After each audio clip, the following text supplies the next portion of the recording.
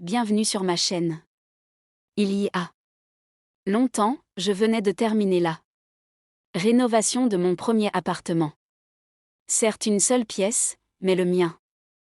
J'en profitais pleinement car à l'époque, le confort me paraissait total.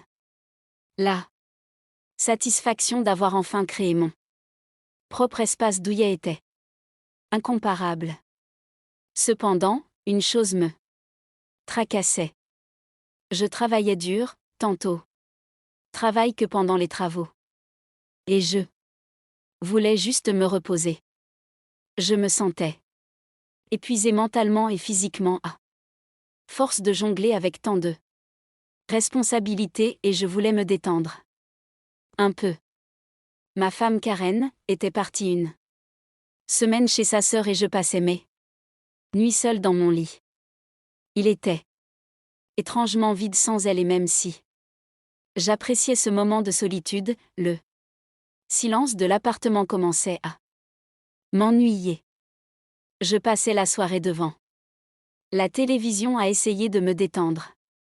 Quand le téléphone a sonné, j'ai décroché et j'ai entendu la voix joyeuse et visiblement un peu éméchée de ma belle-mère Linda qui me demandait comment ça allait. J'y allais et ce que je faisais, elle a dit qu'elle voulait venir voir l'appartement rénové. Elle a mentionné qu'elle rendait visite à une amie à proximité. Je n'avais rien à perdre. Alors, j'ai accepté bien que j'ai été un peu surpris que son sponsor Linda était connue pour son nature imprévisible et ce soir semblait être l'un de ces soirées. 30 minutes plus tard, la sonnette a retenti. J'ai ouvert la porte et Linda était là, joyeuse et bavarde, les yeux brillants de façon malicieuse. Elle était clairement de bonne humeur. Tu es venue en voiture, Linda? Ai-je demandé, un peu horrifiée. Je ne pouvais m'empêcher de m'inquiéter pour sa sécurité, étant donné son état légèrement ivre. Je vais bien, ne t'inquiète pas, a-t-elle répondu, fièrement en riant. Je ne suis pas si ivre. Et gendre, ça te dirait un verre, a demandé Linda, les yeux pétillants de défi. Un verre? Je ne sais pas, mais pourquoi pas? Ai-je répondu en abandonnant. Ce n'était pas souvent que j'avais l'occasion de prendre un verre avec Linda et une partie de moi était curieuse de voir où cette soirée nous mènerait. Nous sommes allés au salon, avons rapidement dressé une petite table près du canapé, sorti une bouteille de cognac et quelques amuse-gueules, ce que j'avais sous la main. Nous avons versé, bu et grignoté. Linda était de bonne humeur et racontait des histoires drôles sur sa jeunesse et ses frasques avec ses amis. Son rire était contagieux et je me suis vite sentie plus détendue que je ne l'avais été depuis des semaines. Je me suis souvenu que j'avais un nouveau film sur CD et qu'elle ne l'avait pas encore vu. Alors, je l'ai mis.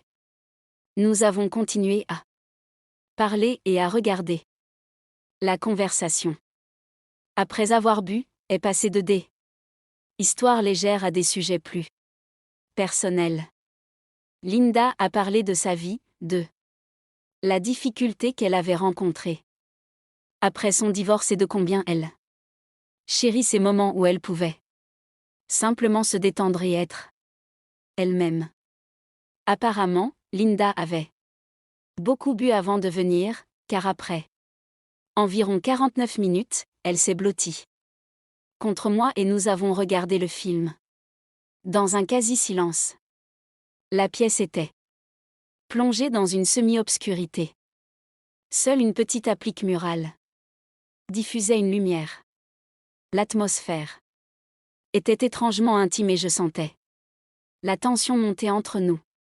Du coin de l'œil, j'ai aperçu un mouvement de Linda.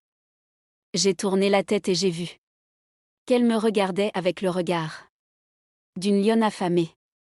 Son regard était intense et m'a pris au dépourvu. Je me suis senti gêné et confus. J'ai eu du mal à détourner le regard et j'ai commencé à réfléchir frénétiquement.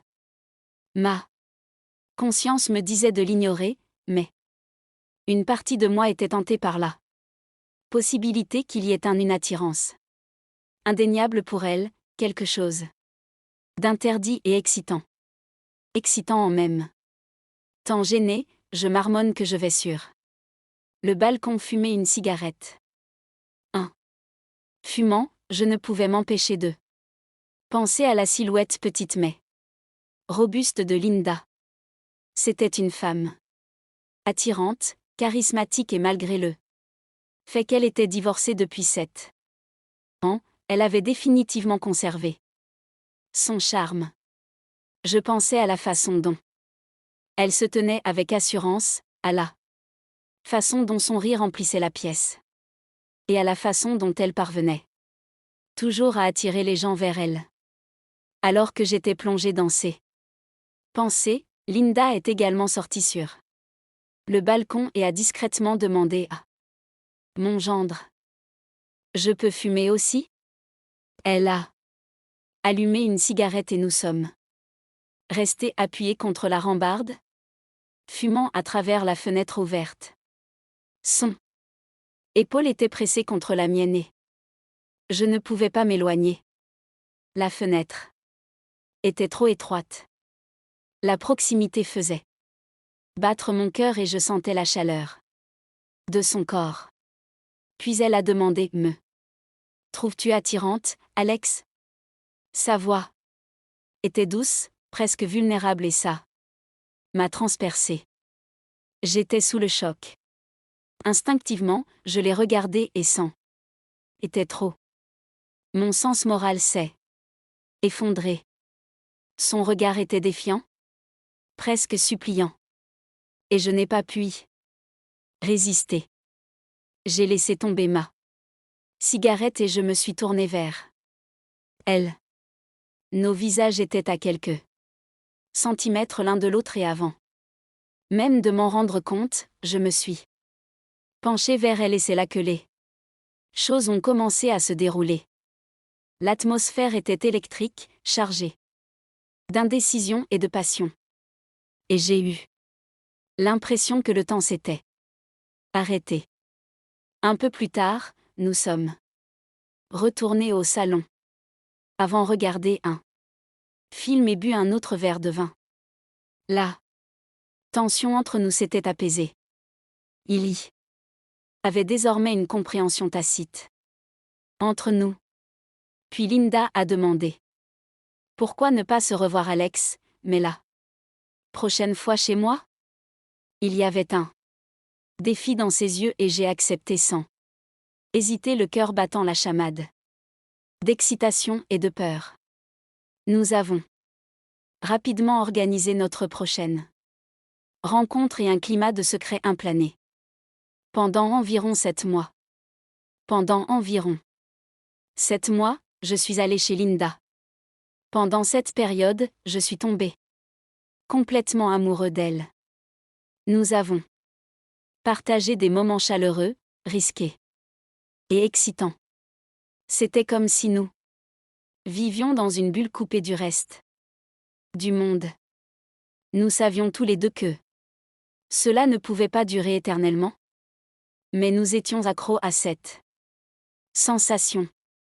Puis ma femme, Karen, est tombée enceinte et Linda et moi avons décidé d'arrêter de nous voir. Nous ne voulions pas briser la famille. Ce fut une décision difficile, mais nous savions tous les deux que c'était la bonne. Notre histoire s'est terminée aussi brutalement qu'elle avait commencé, laissant derrière elle un mélange de souvenirs doux, amers et de non dits. Quoi qu'il arrive, nous avons tous les deux réalisé que la famille passait avant tout et que nous devions liche. Merci d'avoir regardé. M.